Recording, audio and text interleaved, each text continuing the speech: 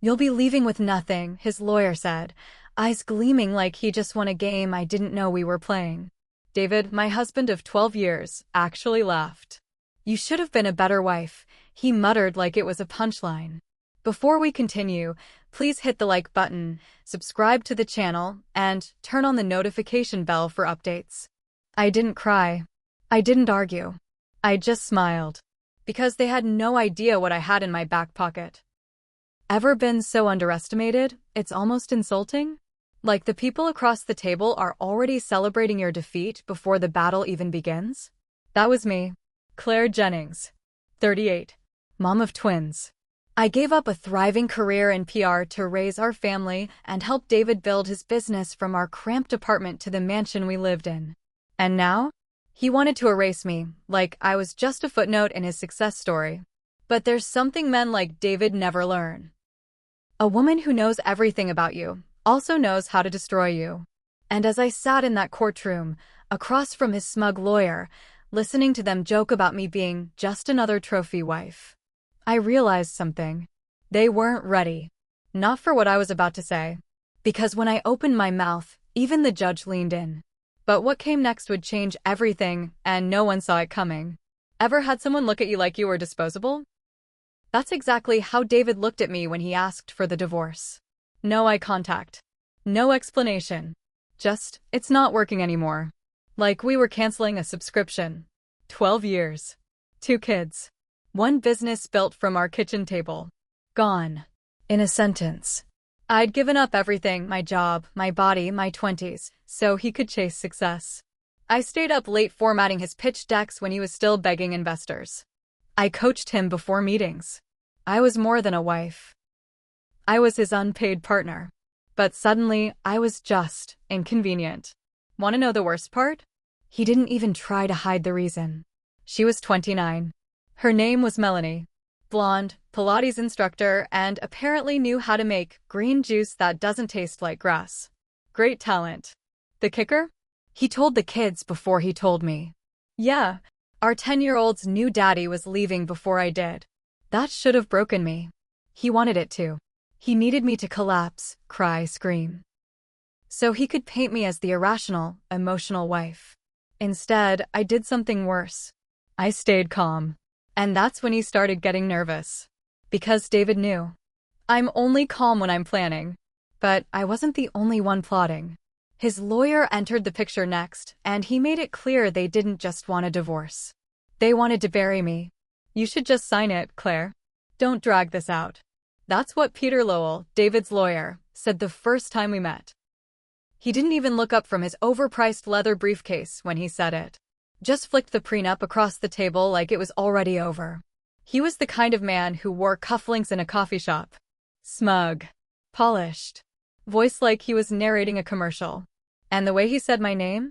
Like it was a chore. Peter smiled at me like he was doing me a favor. There's no need for drama. This prenup is ironclad. You'll still get something. Then he chuckled. Maybe enough to keep the lights on. I glanced at David. He didn't blink. Didn't flinch. He just sat there, arms crossed, like this was all part of the plan. And it was. Because that prenup? I signed it 12 years ago. Back when David had debt and dreams and I believed in him more than he believed in himself.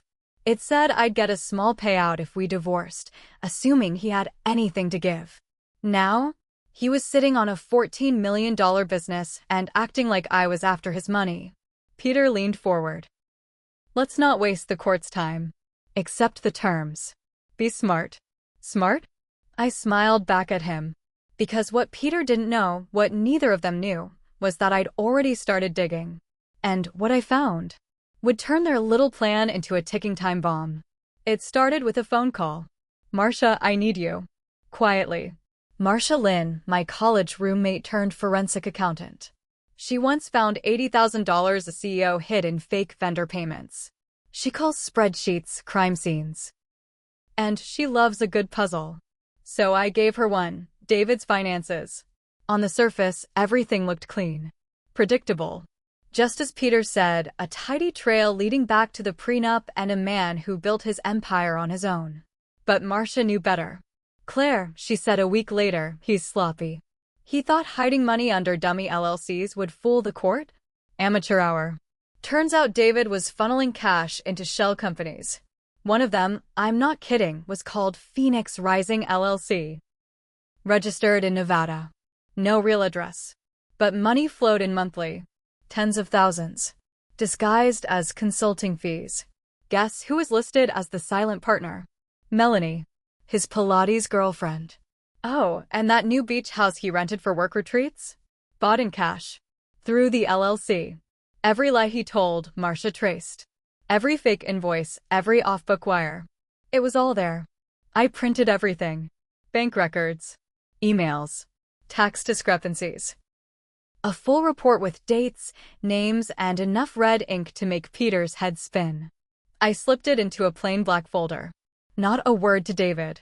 I smiled at dinner, kissed the kids goodnight, and waited. Because when the hearing came, I wasn't showing up to lose. I was walking in with a bomb. And the moment I opened that folder in court, everything changed. Actually, yes. I'd like to address the court. That's what I said when the judge asked if I had anything to add. Peter smirked. David rolled his eyes like I was about to beg.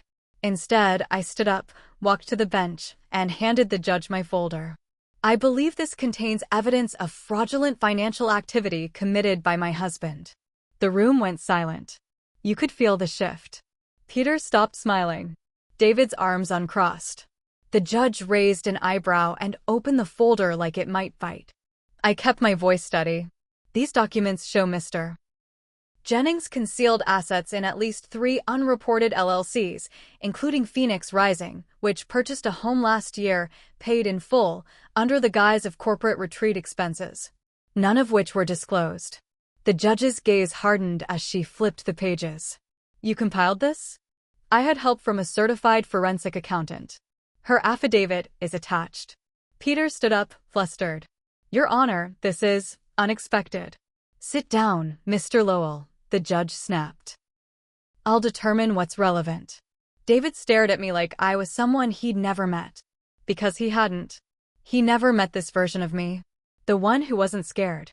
The one who did her homework. The one who refused to be erased. I looked him in the eyes for the first time in weeks. And whispered, you should have been a better husband. Then the judge leaned forward and said 5 words that rewrote the entire game. Motion granted. Ms. Jennings will hear your full case. That was it. 5 words. Spoken without emotion. But they hit like thunder. Peter slumped back in his chair. David? Pale. Sweating. The man who once laughed in my face was now frantically whispering to his lawyer like the walls were closing in because they were. And I just sat there. Calm. Collected. Watching it all unravel. The judge accepted my evidence. Froze David's assets. Ordered a full forensic audit. Suddenly, the prenup wasn't the only thing on the table. Criminal charges were now a possibility. I didn't cheer. I didn't smile. I just breathed. Because after months of being told I was nothing, I finally made them listen. See, I never wanted revenge. I wanted recognition. I wanted the truth. And now everyone in that courtroom saw it. They saw me.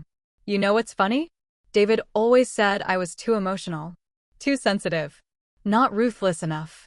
Turns out, I didn't need to be ruthless. I just needed to be ready. So if someone ever tells you you're powerless, if they laugh while stealing what you helped build, let them. Then make your move. If you've ever been underestimated, comment, watch me.